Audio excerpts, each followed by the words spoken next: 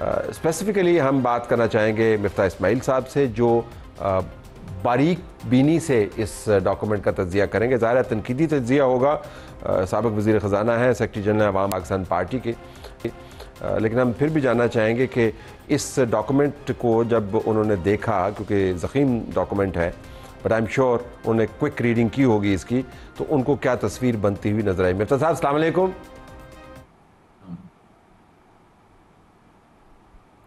آواز آ رہی ہے کو مفتاح صاحب؟ وعلیکم السلام.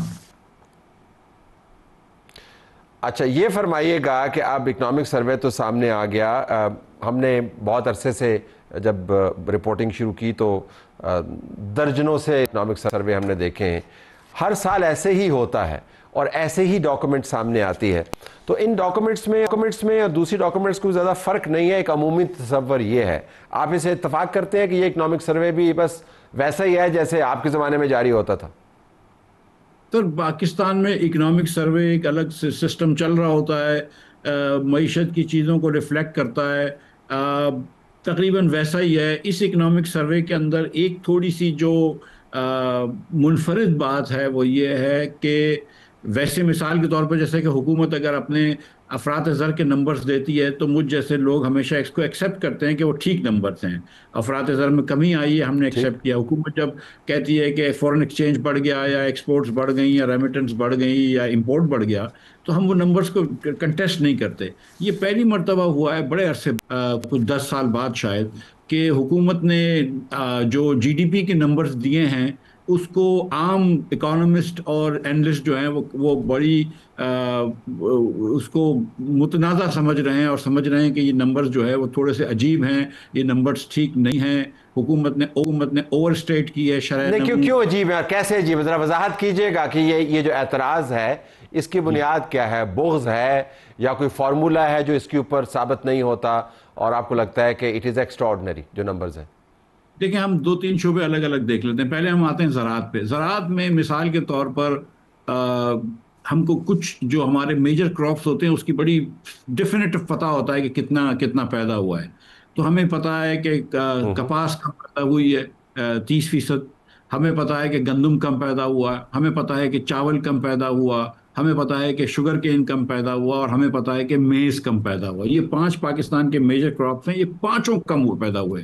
حکومت خود یہ تسلیم کرتی ہے کہ 13.5% جو ہے یہ میجر کراپس کم پیدا ہوئے. تو پھر لیکن زراعت کے اندر ہم پازیٹیو دکھا رہے ہیں گروتھ بھی. پازیٹیو گروتھ کیسے ہو گئی؟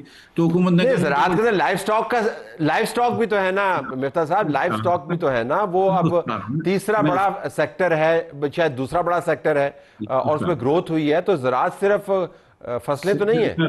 نہیں، میں اس پہ ہی آ رہا ہوں سر کہ 12% جو ہے وہ زراعت کا یہ لائف سٹاک سیکٹر جو ہے. اب لائف سٹاک سیکٹر میں انہوں نے جو 4.7% گروتھ دکھائی ہے وہ 2003 کے بعد یعنی کہ 22 سال میں تاریخی طور پر ہائیسٹ گروتھ دکھائی ہے. اور جو لائف سٹاک ہوتا ہے اس کے اندر مثال کے طور پر کتنے گدھے ہیں، کتنے گھوڑے ہیں، کتنی مویشی ہیں، وہ ہم اندازن لیتے ہیں. تو وہ کیونکہ تھوڑا سا روم ہوتا ہے حکومت کے پاس، تو انہوں نے فورکاسٹ کر دیا کہ وہ زیادہ گروتھ ہو گئی، اس کی وجہ سے گروتھ آئی ہے. ورنہ سچی بات ہے کہ اگر 5 میجر کراپس آپ کے کم ہوں تو اس کا مطلب یہ ہے کہ 5 آپ نے گول کھائے ہیں سامنے والے کی طرف سے لیکن میچ آپ جیت گئے. یہ تھوڑی سی اچنبے کی بات ہے، ناممکنات نہیں ہے لیکن اچنبے کی. اس چمبے کے اوپر رہیے، اس چمبے پہ رہیے. آپ نے تو گھوڑے گدھے جانور کیے، ہم اس کو ڈیری سیکٹر میں کنورٹ کر سکتے ہیں، ہم اس کو میٹ سیکٹر میں کنورٹ کر سکتے ہیں، ہم اس کو پولٹری سیکٹر میں کنورٹ کر سکتے ہیں. ہم ان کو سیکٹرز، اور ان سیکٹرز میں گروتھ ہوئی ہے. اور آپ کو بھی پتہ ہے کہ یہ جو نئے سیکٹر سامنے آئے ہیں، چاہے وہ ڈیری ہو، چاہے وہ پولٹری ہو یا بیف ایکسپورٹ ہو، یہ آپ پروفیشنلز کے پاس گئے ہیں. تو ایسا نہیں ہے کہ صرف جانوروں کو کاؤنٹ کر کے کر لیا. جی، میں گزارش کر رہا ہوں کہ دیکھیں 2002 کے بعد آپ نے 23 سال بعد اتنی تیزی سے گروتھ دکھائی ہے جو کہ اچھمبے کی بات ہے. میں آپ سے یہ کہہ رہا ہوں کہ یہ ذرا سا عام فہم، ہمارے جو مویشی ہوتے ہیں گائے بھیڑ وغیرہ، یہ عام طور پہ فارمرز 2-2 5-5 10-10 جمع کر کے رکھتے ہیں. جب آپ کی ویٹ کی گروتھ کم ہو رہی ہے، رائس کی گروتھ کم ہو رہی ہے، شوگر کین کی گروتھ کم ہو رہی ہے، کاٹن کی گروتھ کم ہو رہی ہے، مکئی کی گروتھ کم ہو رہی ہے، تو it is a little surprising کہ آپ کی اس طرح گروتھ بڑھ گئی. اور یہ ایک پیٹرن ہے. مثال کے طور پر آپ نے دکھایا کہ لارج سکیل مینوفیکچرنگ کم ہوئی ہے، جو آپ میجر کرتے ہیں، لیکن آپ نے ساتھ کہہ دیا کہ اسمال اسکیل مینوفیکچرنگ بڑھ گئی. بھئی یہ کیسے بڑھ سکتی ہے؟ اسمال اسکیل مینوفیکچرنگ تو بنا کے لارج اسکیل مینوفیکچرنگ کو دیتی ہے. آپ نے بتایا کہ 3 کوارٹرز تک کنسٹرکشن نیگیٹو تھی، پہلے کوارٹر، دوسرے کوارٹر، تیسرے کوارٹر. چوتھے کوارٹر میں آپ نے کہا اچانک کنسٹرکشن جو ہے وہ پازیٹیو ہو گئی. آپ نے کہا 3 کوارٹر تک electricity production and value addition جو تھی، انرجی ویلیو ایڈیشن، وہ کم تھی، نیگیٹو تھی. پہلے 3 کوارٹر نیگیٹو رہی، چوتھے کوارٹر میں آپ نے 24% گروتھ دکھا دی. تو یہ بہت ساری چیزیں ایسی ہیں which have raised people's eyes and people have questioned کہ یار یہ کیسے ہو سکتا ہے. میں آپ کو مثال یہ دے دیتا ہوں کہ پہلے 3 کوارٹر میں آپ نے دکھایا 1.37% گروتھ، 1.53% گروتھ، اور 2.4% گروتھ.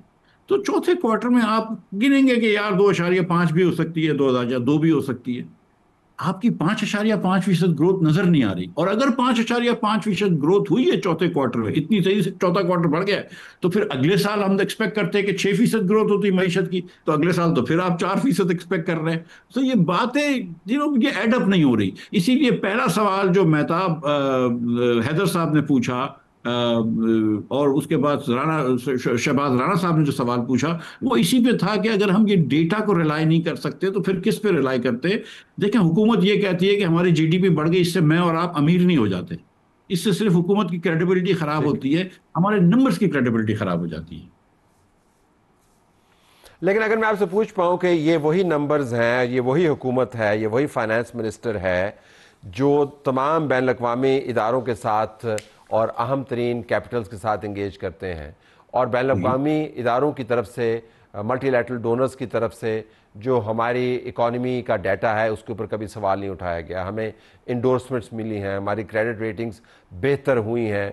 یہ جو بڑے گھاگ لوگ بیٹھے ہوتے ہیں بورڈز کے اندر، آپ کا تو ان سے ہمیشہ سے واسطہ پڑتا رہتا ہے، وہ بھولتے چوکتے نہیں ہیں. تو اگر ہمارے اعداد و شمار کے اندر کچھ 2 نمبری ہو تو ہمیں گردن سے پکڑ لیں گے، لیکن وہاں سے تو مکمل انڈورسمنٹس ہیں. لیکن مفتاح اسماعیل جو ہے وہ کنونس نہیں ہو رہے.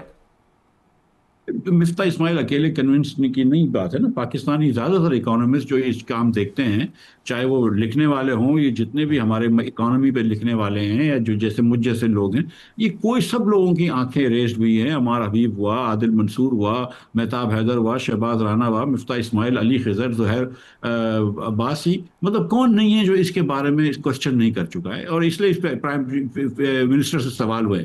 مفتاح اسماعیل غلطیاں نہیں نکالتا ہے. اگر ہم کبھی میں نے یہ نہیں کہا کہ افراط زر کے نمبر غلط ہیں، نمبر بڑے اچھے آئے ہیں، میں نے کہا بالکل ٹھیک ہے. میں نے کبھی بھی نہیں کہا کہ ریمیٹنس کے نمبر غلط ہیں، مثال کے طور پر. اور جو بین الاقوامی ادارے ہیں جو آپ کو سرٹیفائی کر رہے ہیں، اور بالکل کر رہے ہیں، وہ آپ کی میکرو اکنامک اسٹیبلٹی پہ کر رہے ہیں. تو اس پہ بھی اگر کوئی ڈاؤٹ نہیں ہے کہ میکرو اکنامک اسٹیبلٹی آج بہت زیادہ ہے compare to many years ago, compare to a few years ago, compare to recent past. تو اس میں کوئی ڈاؤٹ نہیں ہے. لیکن یہ کہنا کہ یہ گروتھ کا نمبر صحیح ہے، یہ ذرا مشکل ہے یہ بات ماننا.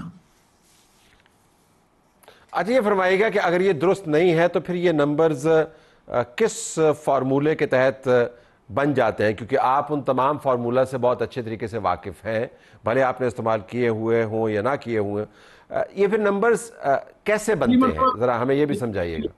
حضرت بھائی آپ بھی جانتے ہیں کہ یہ پہلی مرتبہ نہیں ہے کہ پاکستان میں جی ڈی پی کا نمبر تھوڑا بہت 19-20 کر کے ایگزاجریٹ کیا گیا ہے. پہلے بھی لوگ کرتے تھے، ہم کسی کا نام نہیں لیتے، لیکن یہ ہوتا تھا. اور آپ یہ دیکھیے گا کہ یہ فورکاسٹ ہوئی ہے، کچھ عرصے بعد جب ایکچوئل نمبر آئے گا تو یہ ریوائز ڈاؤن ورڈ ہو جائے گا. آپ دیکھ لیجیے گا، یہ خود بخود ریوائز ڈاؤن ورڈ کر دیں گے اور نمبر جو ہے وہ صحیح ہو جائے گا. اور 2.68 کی ابھی ہم نے گروتھ کی بات کی ہے، 6 مہینے بعد پتہ چلے گی کہ 2.68 نہیں تھی یار، 2.3 تھی، 2.2 تھی. پھر کوئی بات اتنی کوئی بڑی بات نہیں ہوگی. کوئی ایک آدھ شو پہ کوئی ایک آدھ اینکر سوال کر لے گا، لیکن یہ بات تو ہو جائے گی، آپ دیکھ لیجیے گا. لیکن دس از ناٹ امپورٹنٹ. دیکھیں 2.6% ہو یا 2.8% ہو یا 2.2% ہو، the fact of the matter is کہ 3 سال سے پاکستانی اوسطاً غریب ہو رہا ہے. 3 سال سے ہماری per capita G D P کم ہو رہی ہے، اور 3 سال سے ہماری قوت خرید کم ہو رہی ہے. اسی لیے آج جب کہ افراط زر کم ہو گیا ہے، اور جس رفتار سے مہنگائی بڑھ رہی تھی اس رفتار میں کمی آ گئی ہے، لیکن پاکستانی کی قوت خرید کم ہو گئی ہے. اس لیے پاکستانی جو ہے وہ اس کو یہ محسوس بھی نہیں ہو رہا کہ افراط زر کم ہو گیا ہے. اور اسی لیے ورلڈ بینک نے ساتھ ساتھ یہ بھی کہا ہے 2 دن پہلے کہ 44.7% پاکستانی خطے غربت کے نیچے ہیں، اور اس میں سے 16% تو ہیں وہ تو بہت انتہائی مفلسی میں ہیں. یہ بھی بات سامنے ہے. یہ بات بھی سامنے آئی ہے کہ 7.5 لاکھ پاکستانی جو ہیں وہ اس سال پاکستان سے ہجرت کر کر چلے گئے بہتر معاشی حالات کی تلاش میں. سو یہ سب چیزیں بھی ہم کو دیکھنی ہوں گی کہ پاکستان کے اندر 3-4 سال سے گروتھ نہیں ہو رہی، اور کل جو بجٹ آئے گا اس میں بھی یہی ہوگا کہ کہیں ایک آدھ جگہ پہ ٹیکس بڑھا دیا جائے گا، ایک آدھ جگہ پہ ٹیکس کم کر دیا جائے گا، کچھ تھوڑا سا یہاں مستری پنا کر جائے گا، وہاں پہ کوئی میکینک کام ہو جائے گا. لیکن جو اصل اصلاحات کی ضرورت ہے اس بجٹ میں، جو حکومت کو اخراجات کم کرنے کی ضرورت ہے، جو حکومت کا فٹ پرنٹ چھوٹے کرنے کی ضرورت ہے، جو NFC ایوارڈ کو ریشنلائز کرنے کی ضرورت ہے، وہ کام نہیں ہوگا. اور جب تک وہ کام نہیں ہوگا تو جو 10-15 سال سے 2010 سے جو پاکستانی معیشت چل رہی ہے، گٹرگوں ایک چل رہی ہے، وہ آگے نہیں بڑھ سکے گی. جب آپ پاکستانیوں کو امیر نہیں ٹھیک. کر سکیں گے پاکستانیوں کو، جب تک کہ آپ اصلاحات نہیں کریں گے. آپ نے ذکر کیا کہ ورلڈ بینک نے یہ جو نئی ڈیفینیشن کی ہے غربت کی، اس کے اوپر آج فائنانس منسٹر سے سوال بھی ہوا تھا. ہم چاہیں گے کہ ناظرین کو بھی سنوائیں اور آپ کو بھی سنوائیں، اور اس سے پھر ہم بحث کرنا چاہیں گے کہ کیا یہ ورلڈ بینک کا وتیرہ ہے کہ جب دل چاہے وہ $4.25 کے اوپر رکھ لیں، بعض ممالک کی کیٹیگری میں کبھی $4.25 کے اوپر کر دے، کبھی $2 کر دے.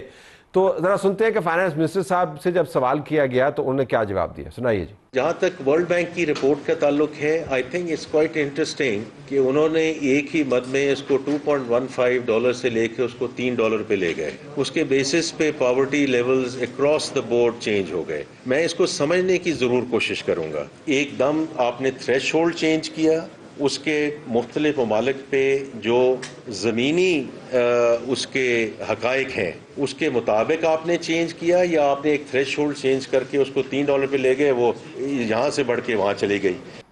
ذرا یہ فرمائیے گا کہ جو ورلڈ بینک کی طرف سے نئی بیرومیٹر لگایا گیا ہے، ہم اور آپ بحث کے اندر تو کہہ سکتے ہیں کہ اس معیار کے اوپر پاکستان میں غریب بڑھ گئے ہیں، لیکن اگر آپ یہ معیار نہ اپنائیں اور پچھلے معیار پر رہیں تو غریب اتنے کے اتنے، یعنی غریب کی صحت پر اثر نہیں پڑا.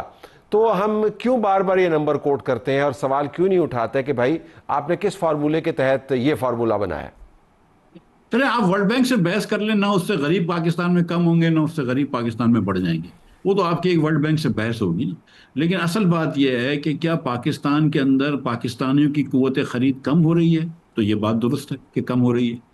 کہ اوسطاً پاکستانیوں کی کچھ لوگوں کی تو صاحب ثروت لوگوں کی تو قوت خرید بڑھتی ہے. جب آپ کے یہاں انفلیشن مثال کے طور پر آتا ہے تو جو پراپرٹی کی چیزیں بڑھ جاتی ہیں تو امیر لوگ تو اور امیر ہو جاتے ہیں، لیکن غریب لوگ اور غریب ہو جاتے ہیں. کیا پاکستان میں 3-4 سال میں تنخواہیں حکومت کے وزراؤں کے علاوہ لوگوں کی اتنی بڑی ہیں کہ وہ مہنگائی کا ساتھ رہ سکیں؟ پچھلے سال 24% مہنگائی تھی، اس سے سال پہلے کوئی 20-25% مہنگائی تھی. تو کیا 20% اور 24% تنخواہیں پچھلے سالوں میں بڑھی ہیں؟ کیا ایوریج پہ پاکستانی حکومت کی آپ نمبر ایک سیکنڈ فرض کر لیجیے کہ ٹھیک ہے 2.6%، تو 2.6% پہ کتنی لاکھ نوکریاں بنتی ہیں؟ 4-5 لاکھ نوکریاں آپ نے پیدا کری ہیں معیشت میں. 25 لاکھ بچہ آپ کا اس عمر کا ہو گیا جس کو اب نوکری کی تلاش ہے، تو 20 لاکھ سے انمپلائمنٹ تو بڑھ رہی ہے نا. دیٹ از وائی یو سی کہ جب افریقہ سے یونان یا اسپین کشتی جاتی ہے تو پہلے صومالینز بھی ہوتے تھے اور بنگلہ دیشی بھی ہوتے تھے اور پاکستانی بھی ہوتے تھے. اب انفارچونیٹلی زیادہ تر صرف پاکستانی ہوتے ہیں جب کشتی الٹتی ہے اور بچے مرتے ہیں. تو ایسا کیا ہے کہ ہر جگہ پہ آپ کو پاکستانی اتنا رسک لیتے ہوئے نظر آ رہا ہے کہ اللیگل جا رہا ہے اور افریقہ سے کشتی میں یونان جا رہا ہے؟ اس کی کوئی نہ کوئی وجہ ادھر ہوگی نا کہ وہ اپنے گاؤں گوٹ کو چھوڑ کر اپنے ماں باپ کو چھوڑ کے جا رہا ہے.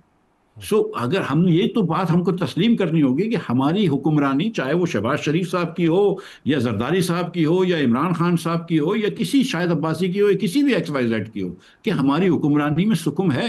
ہماری حکمرانی فیل ہو چکی ہے. جب 10 میں سے 8 بچے پاکستانی 10 سال کے 2 جملے نہیں پڑھ سکتے اردو زبان میں، جب آپ کا 40% بچہ اسکول میں نہیں ہے، تو ہم تو بہت بری طریقے سے فیل ہو گئے ہیں. تو اگر ہم یہ بات ریکگنائز نہیں لیکن کرتے، یہ ہم اپنی آپ نے درست کہا، میں جی سوری نہیں آپ نے درست کہا، میں اس سے کوئی کلام نہیں ہے جو آپ نے اعداد و شمار کوٹ کیا، جو حالت زار آپ نے بیان کی. لیکن حکومت کا ماننا یہ ہے کہ ہم ٹریجیکٹری کو دیکھ رہے ہیں، یعنی یہ جو ہمارا ٹرینڈ ہے یہ استحکام پہلے نہیں تھا، ہم ڈیفالٹ کی بات کر رہے تھے، معیشت کے گرنے کی بات کر رہے تھے، ہماری ریٹنگز بالکل نیچے تھی، دنیا ہمیں لفٹ نہیں کراتی تھی. اب استحکام آیا ہے، استحکام کے بعد ہم پہیوں چلیں گے اور اس کے بعد دوڑیں گے. تو میں ذرا کل کے بجٹ کے حوالے سے کوئکلی آپ سے جاننا چاہوں گا کہ کیا واقعتاً آپ کو مستحکم معیشت ہوتی ہوئی نظر آ رہی ہے، اور کل کے بجٹ کے بعد آپ کو معاملات مزید اوپر کی طرف جاتے ہوئے نظر آئیں گے؟